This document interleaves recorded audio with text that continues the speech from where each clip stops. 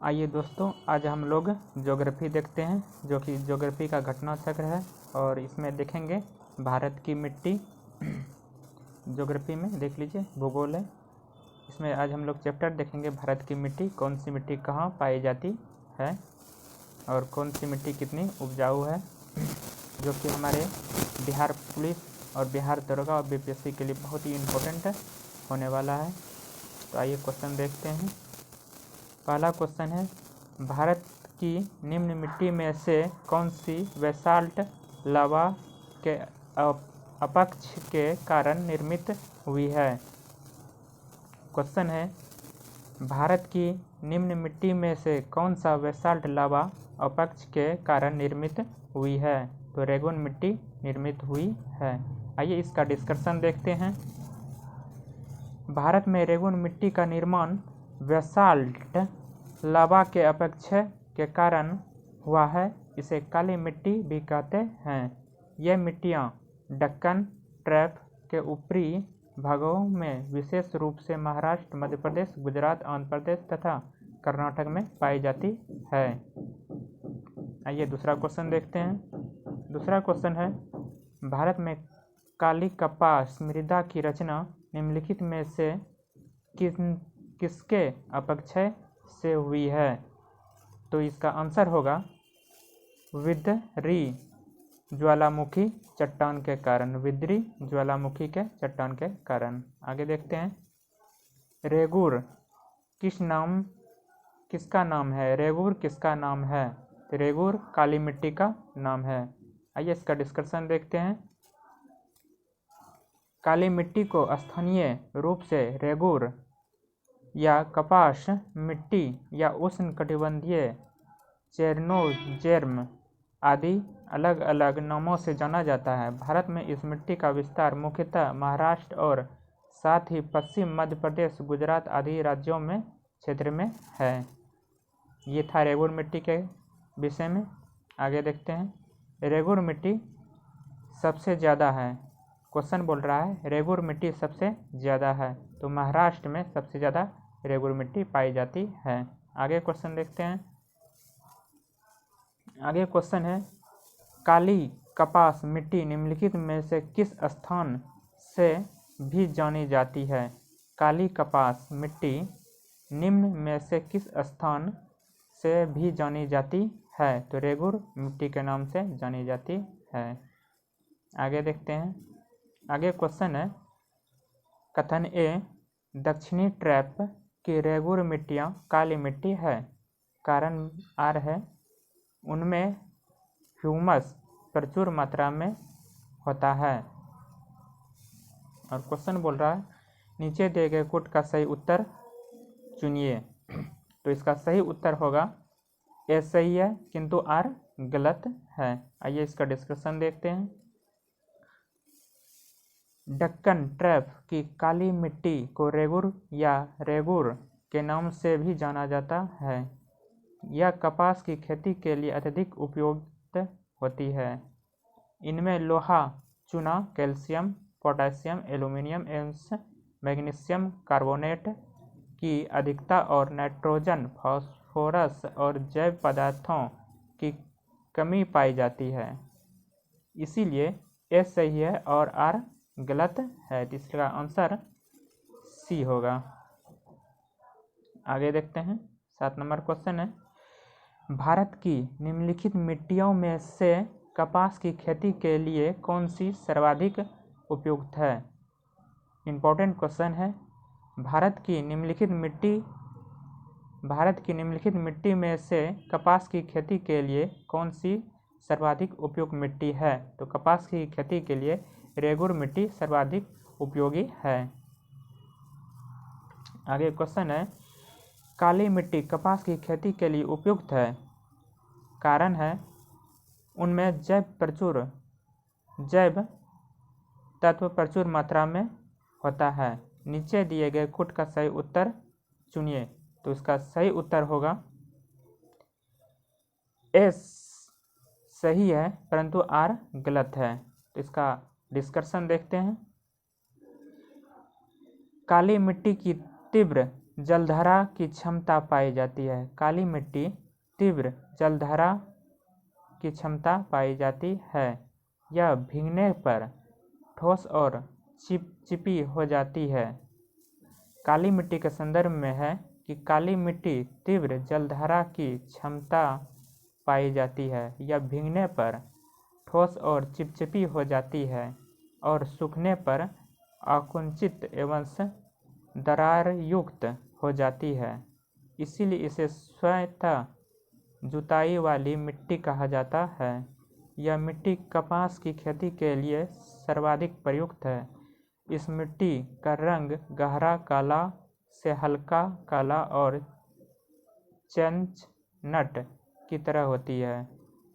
सामान्यतः इसमें लोहा, चूना, कैल्शियम, पोटेशियम, एल्युमिनियम और मैग्नीशियम कार्बोनेट की प्रचुरता पाई जाती है, परंतु नाइट्रोजन, फास्फोरस और जैव पदार्थों की कमी पाई जाती है। तो यह सारा जो था रेगुर मिट्टी के संदर्भ में था। आगे देखते हैं। आगे क्वेश्चन है, देश की निम्नलिखित मिट्टी में से किसे स्वतः कृषि मिट्टी कहा जाता है। क्वेश्चन है, देश की निम्नलिखित मिट्टी में से किसे स्वतः कृषि मिट्टी कहा जाता है। तो कपास की काली मिट्टी को देश की स्वतः कृषि मिट्टी कहा जाता है। आगे देखते हैं क्वेश्चन, कौन सी मिट्टी कपास की खेती के लिए सबसे उपयुक्त है। तो कपास के लिए काली मिट्टी सबसे उपयुक्त है। आगे है, लावा मिट्टियाँ पाई जाती है। तो लावा मिट्टियाँ मालवा पठार में पाई जाती है। आइए इसका डिस्कशन देखते हैं।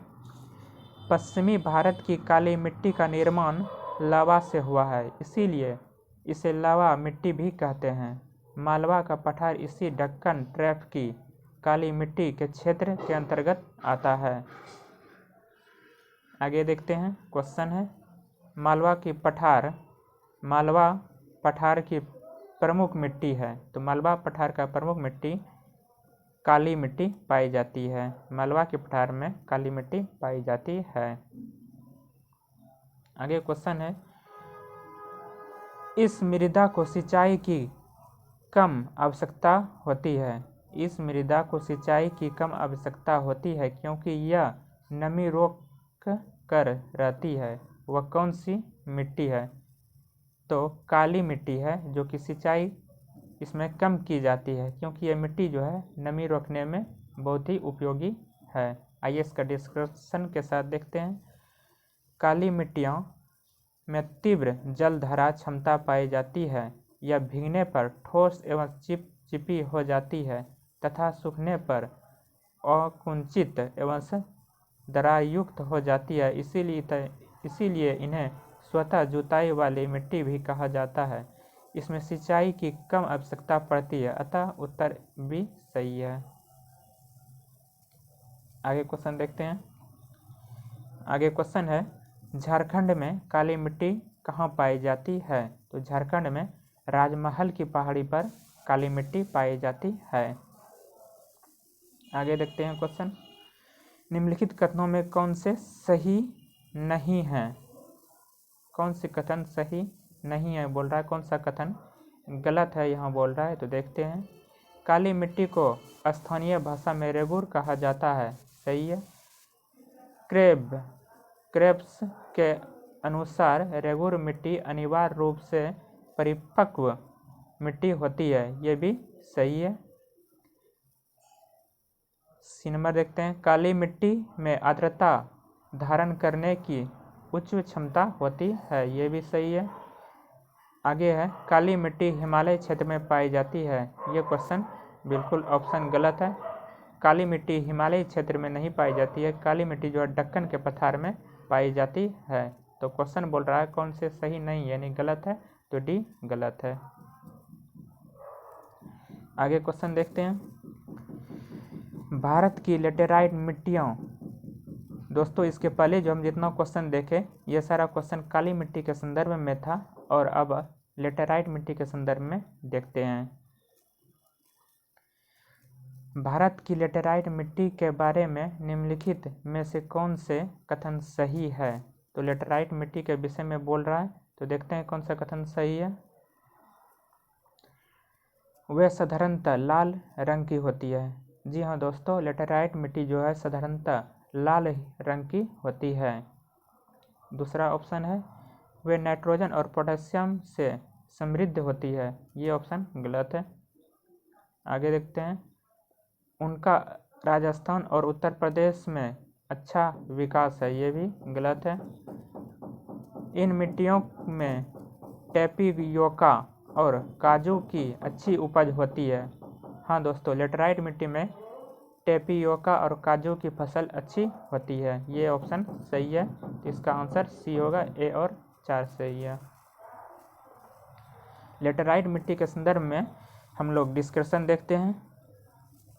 लेटेराइट मिट्टी लाल रंग के लोहे ऑक्साइड के कारण होता है। लेटेराइट मिट्टी का जो लाल रंग होता है लोहे के ऑक्साइड के कारण होता है। आगे देखते हैं, मिट्टियाँ सामान्यतः लौह तथा एल्यूमीनियम में समृद्ध होती है, जबकि इनमें नाइट्रोजन, पोटास, चूना जैविक पदार्थों की कमी होती है।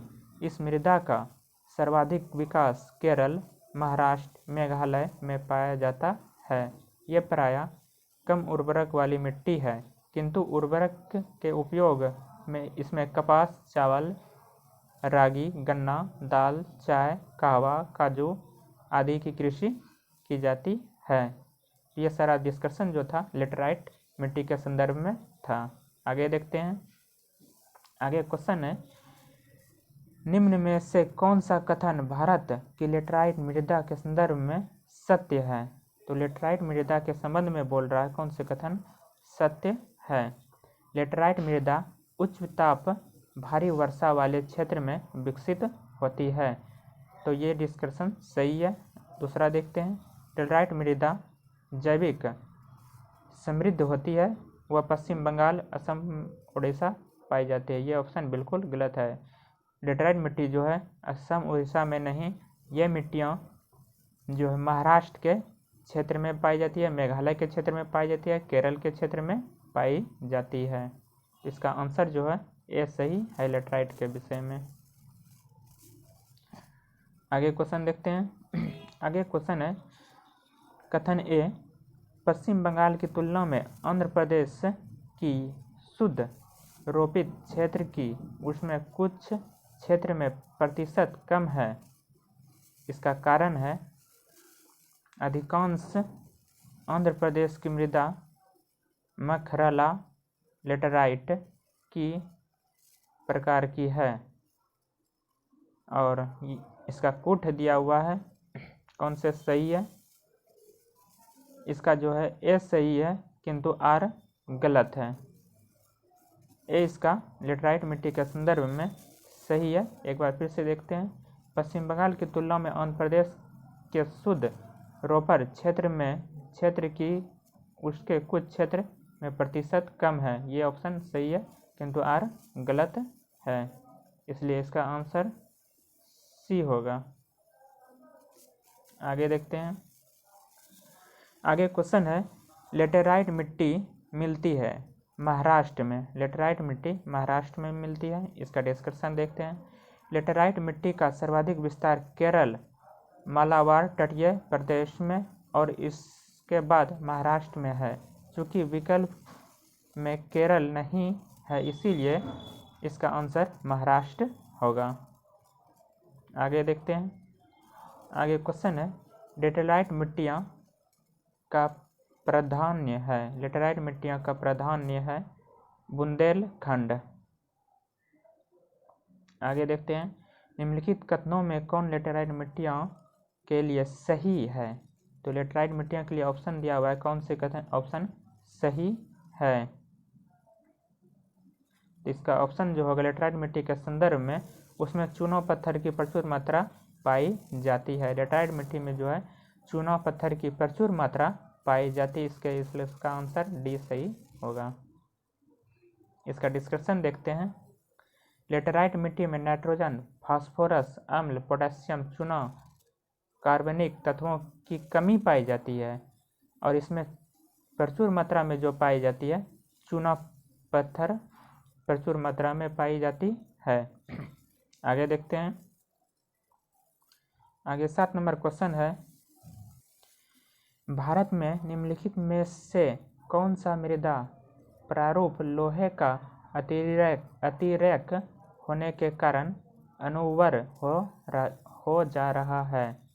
क्वेश्चन है, भारत में निम्नलिखित में से कौन सा मृदा प्रारूप लोहे का अतिरेक होने के कारण अनुर्वर होता जा रहा है। तो लेटेराइट मिट्टी होगा।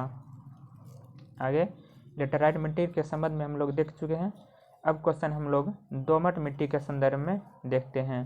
दोस्तों काली मिट्टी के संदर्भ में देखे, लेटेराइट मिट्टी के संदर्भ में हम लोग देख चुके हैं क्वेश्चन। अब दोमट मिट्टी के संबंध में देखते हैं। देख लीजिए दोमट मिट्टी, इन्हीं के संबंध में अब देखेंगे। दोस्तों अब लोग हमारे इस चैनल को सब्सक्राइब कर लीजिए, आप लोगों को इसी तरह का सारा वीडियो मिलता रहेगा। तो दोमट मिट्टी के संदर्भ में देखते हैं। लेटेराइट और काली मिट्टी देख चुके हैं, अब दोमट मिट्टी के संदर्भ में देखते हैं। तो क्वेश्चन है, भारत में सबसे अधिक उपजाऊ मृदा कौन सी है। तो भारत में सबसे अधिक उपजाऊ मृदा जलोढ़ मृदा है।